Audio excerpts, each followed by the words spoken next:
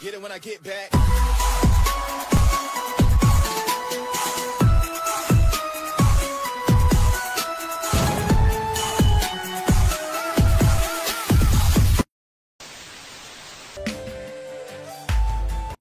Bismillahirrahmanirrahim. Assalamualaikum warahmatullahi wabarakatuh.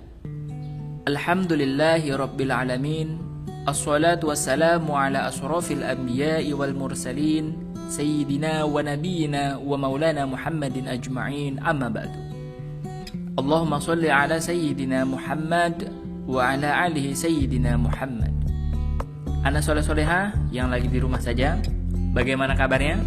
Insyaallah kita semua selalu dalam lindungan Allah Subhanahu wa ta'ala. Amin ya rabbal alamin. Anak soleh-soleha, pada kesempatan kali ini kita akan membahas pendidikan agama Islam dan budi pekerti kelas 3 pelajaran 5 yang bertemakan sholat kewajibanku. Nah, anak soleh-soleha, sebelum kita memulai pelajaran, marilah kita membaca doa terlebih dahulu. Bismillahirrahmanirrahim.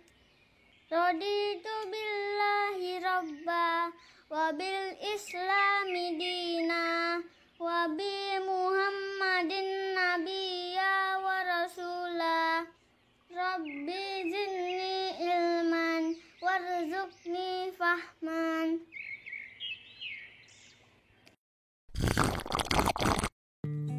Anak soleh-soleha, rukun Islam yang kedua adalah ibadah sholat. Ada 2 macam sholat, yaitu sholat wajib dan sholat sunnah. Sebagai umat Islam, kita harus menjalankan sholat wajib yang terdiri atas sholat subuh, zuhur, asyar, maghrib, dan isya. Menjalankan sholat dapat mendekatkan diri kita kepada Allah Subhanahu wa ta'ala. Selain itu, sholat merupakan tiang agama. Oleh karena itu, kita harus memahami gerakan, makna, dan hikmah dari ibadah sholat. Supaya dapat memahaminya, mari kita pelajari materi berikut ini dengan seksama. Inti ibadah sholat. Sholat adalah tiang agama. Menegakkan sholat artinya menegakkan agama. Sedangkan meninggalkan sholat artinya meruntuhkan agama. Sholat adalah rukun Islam yang kedua setelah syahadat. Sholat terdiri dari gerakan dan bacaan sholat. Sholat diawali dengan takbiratul ihram dan diakhiri dengan salam. Perintah sholat diberikan kepada Nabi Muhammad SAW untuk disampaikan kepada umatnya pada saat Isra Mi'raj. Perintah sholat dilaksanakan bersama dengan perintah untuk berkurban. Allah Subhanahu wa ta'ala berfirman dalam surah Al-Kautsar ayat 2, Fasalli li rabbika wanhar. Artinya, maka laksanakanlah sholat karena Tuhanmu dan berkurbanlah. Al-Quran surah Al-Kautsar ayat 2. Menurut bahasa, sholat artinya doa. Sementara menurut istilah, sholat artinya ibadah yang berupa tindakan dan ucapan yang dimulai dengan takbir dan diakhiri dengan salam. Sholat dilaksanakan untuk membuktikan pengabdian diri kita kepada Allah Subhanahu wa ta'ala. Melaksanakan sholat berarti memohon ampun kepada Allah Subhanahu wa ta'ala. Ada sholat wajib dan ada sholat sunnah. Sholat wajib lebih utama dikerjakan secara berjamaah. Sementara sholat sunnah lebih utama dikerjakan di rumah secara munfarid. Sholat wajib maupun sholat sunnah merupakan sarana mendekatkan diri kita kepada Allah Subhanahu wa ta'ala. Sholat dapat mencegah perbuatan keji dan mungkar.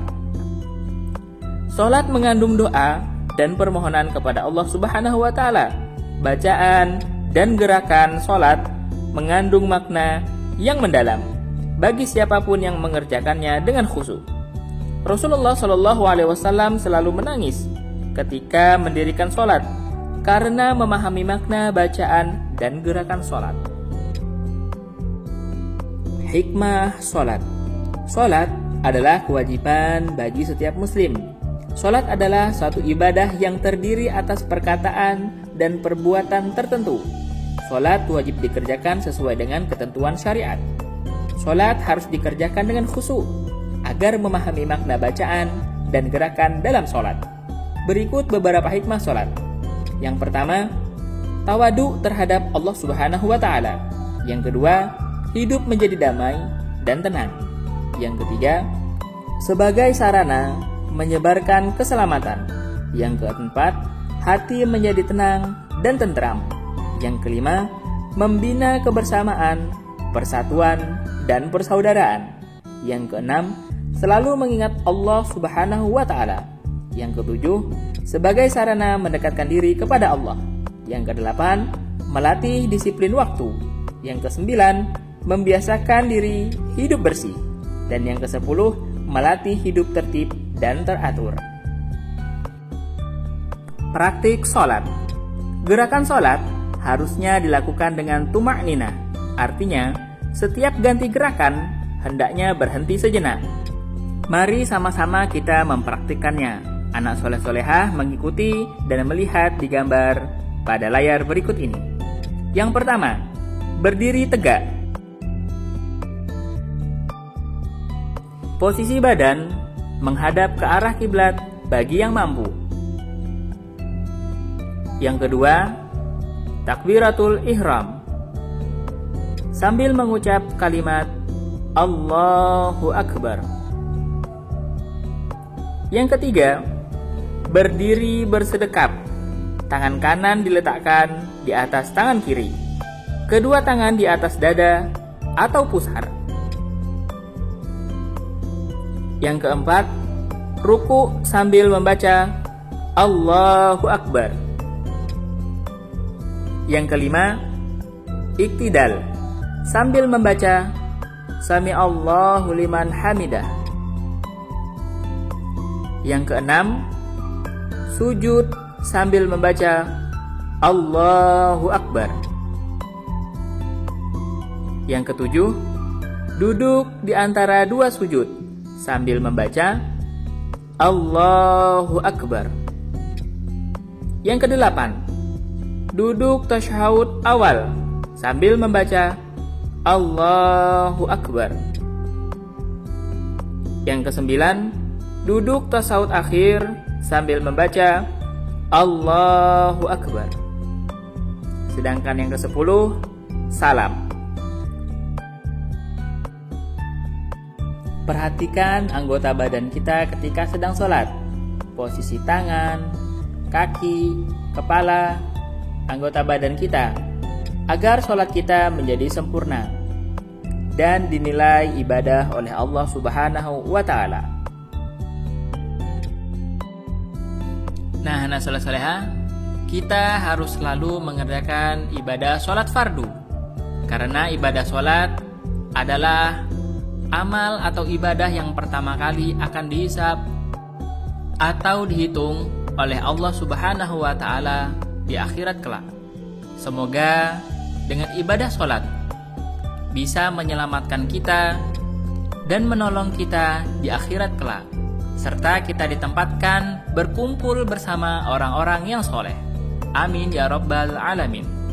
Nah, anak soleh-soleha, demikian pertemuan kita kali ini. Insya Allah kita akan bertemu lagi di materi selanjutnya.